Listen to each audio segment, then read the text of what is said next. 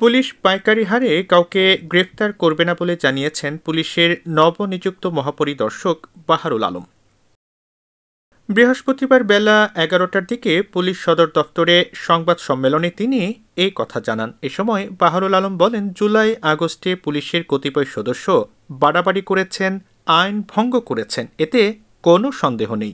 আসলে এখন অনেকের নামেই তো মামলা হয়েছে, তো এবং অনেকে তো অ্যারেস্ট হয়েছে। এখন মামলা যাদের নামে হয়েছে প্রত্যেকেই যে বিপক্ষে ছিল এটা কিন্তু মামলা হয়েছে বলেই আমরা বলবো না যতক্ষণ পর্যন্ত তদন্ত এটা না আসবে।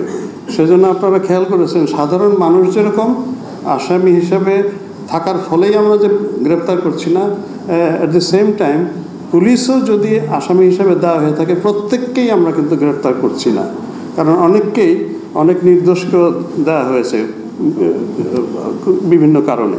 কাজেই এইটা একটা সংখ্যা যে কারা কারা মামলার আসামি হয়েছে সেটা হয়তো আপনি সময় দিলে আমরা বের করে দিতে পারবো, কিন্তু আদারওয়াইজ এমনিতে ওইভাবে আপনাকে উত্তর দেওয়া যে আমাদের 2,13,000 পুলিশের মধ্যে কতজন ছাত্র জনতা আন্দোলনের বিপক্ষে ছিল, এটা আমার জন্য আসলে ডিফিকাল্ট।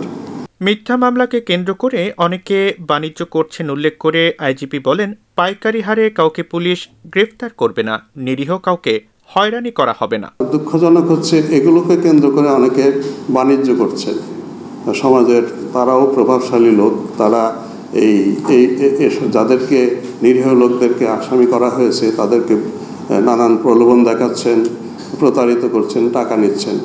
আমরা সবার কাছে আপনাদের মাধ্যমে এই আহ্বানটা জানাতে চাই যে এ ধরনের প্রতারণায় প্রতারিত হবেন না। আপনি যদি আপনার কোনো ধরনের ইনভলভমেন্ট না থাকে আপনারা সরাসরি পুলিশের কাছে আসুন।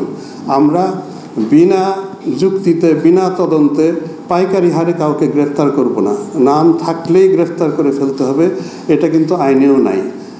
এটা আপনার যুক্তিসঙ্গত কারণ থাকতে হবে যে আপনি এই ঘটনায় জড়িত অপরাধী, আদারওয়াইজ একজন পুলিশ অফিসারের আইন অনুযায়ী কখনোই এটা গ্রেফতার করার কথা নয়। 5 আগস্টের পর পুলিশ অত্যন্ত চ্যালেঞ্জের সম্মুখীন হয়েছে উল্লেখ করে মহাপরিদর্শক বলেন, এদেশের আইনশৃঙ্খলা পরিস্থিতি নিয়ন্ত্রণ করা আমার প্রধান দায়িত্ব। পুলিশের মনোবল ও আত্মবিশ্বাস ফিরিয়ে আনতে কাজ চলছে।